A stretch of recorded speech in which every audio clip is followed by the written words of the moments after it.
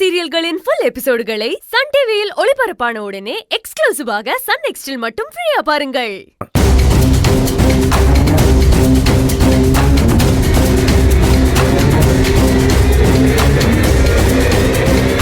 அப்பவே ஏதோ தப்பு பண்ணியிருப்பாங்கன்னு நினைச்சேன். இப்ப அது நிரூபணம் ஆயிடுச்சு.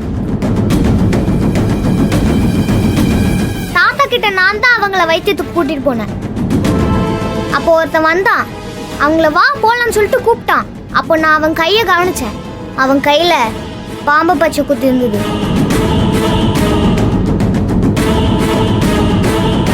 தீமிதி அன்னைக்கு அந்த மாதிரி ஒரு ஆளை பார்த்ததா ஆனந்தி சொன்னதை நான் கேட்டேன்.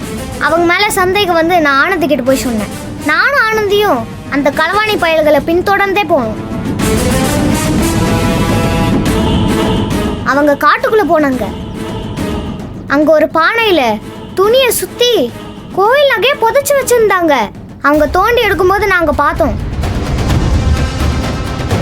ஆனந்தி உடனே மகேஷாரியும் அன்பனையும் கூப்பிட்டு சொல்லுச்சு. உடனே நான் அங்க இருந்து போயிட்டேன். அதுக்கப்புறம் மகேஷாரியும் அன்பனையும் கூட்டிட்டு போய் தான் ஆனந்தியும் காப்பாத்தணும், அந்த நகையையும் காப்பாத்தணும்.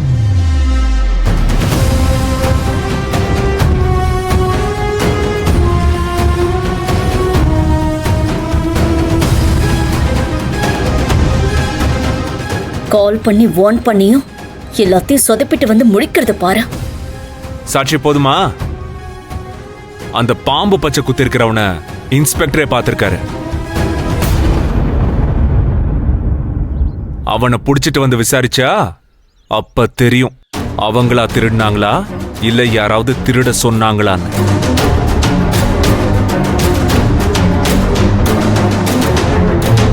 திருவிழாவில் அவனை பார்த்தப்போ எனக்கு சந்தேகம் வந்துச்சு. ஆனால் பிரசிடென்ட் அவங்க கிட்ட பேசிட்டு இருந்தாரு, அதனால தான் விட்டுட்டேன். பிரசிடென்ட் தம்பி, உங்களுக்கு அவனை தெரியுமா? ஐயோ, எனக்கு தெரியாத பூசாரி. எனக்கு அவங்கள பார்த்தப்போ சந்தேகமா தான் இருந்துச்சு. அதான் கூப்பிட்டு விசாரிச்சுக்கிட்டு இருந்தேன். ஏதோ பலூன் வியாபாரம் பண்றேன்னு சொன்னா, அதனாலதான் விட்டுட்டேன்.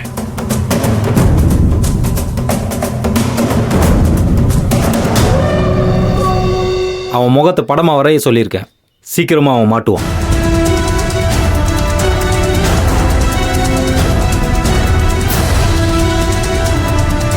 அதே உங்க பிரசிடென்டே சந்தேகப்பட்டேன்னு சொல்லிவிட்டாரே.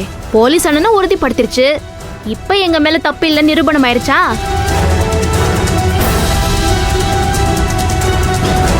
எங்க மேல வீண் பழி சுமத்துன உங்க பிரசிடென்ட் இப்ப எங்க அப்பா கிட்ட மன்னிப்பு கேட்கணும்.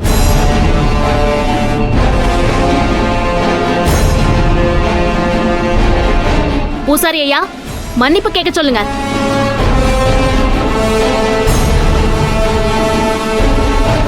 பாருங்க, ஊருக்கு ஒரு கெடுதல்னா யாரா இருந்தாலும் சந்தேகப்படுறது வழக்கம். அதுக்காக பஞ்சாயத்து பண்ணவங்கள மன்னிப்பு கேட்க சொல்லுவீங்களா? நீங்க சந்தேகம்லாம் படல, தீர்ப்புல கொடுத்தீங்க.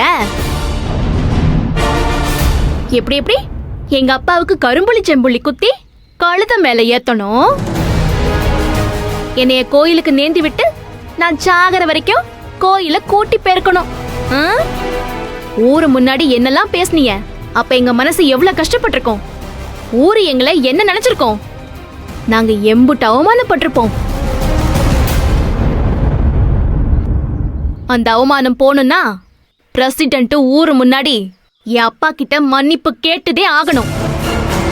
இல்லனா எந்த பிரச்சனையும் இல்ல. எங்களை ஊர் முன்னாடி அவமானப்படுத்தி தகாத வார்த்தையை பேசி புட்டியேன்னு இன்ஸ்பெக்டர் கிட்ட புகார் கொடுப்போம்.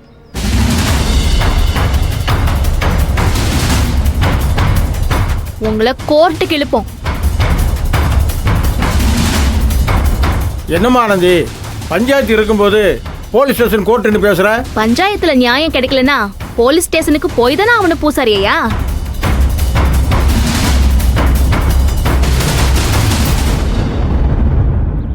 இப்ப அவர் மன்னிப்பு கேட்பாரா மாட்டாரா? ஆனந்தி, நீ ஒரு கம்ப்ளைண்ட் ஒன்று எழுதி கொடு. என்ன ஆக்ஷன் எடுக்கணுமோ அதை நான் எடுக்கிறேன். பிரசிடென்ட் தம்பி, ஒரு முறை பிராது பஞ்சாயத்து மீறி போலீஸ் ஸ்டேஷன் போயிடுச்சுன்னா ஊரு கட்டுப்பாடு போயிடும். அதுக்காவது மன்னிப்பு கேட்டுறீங்களா?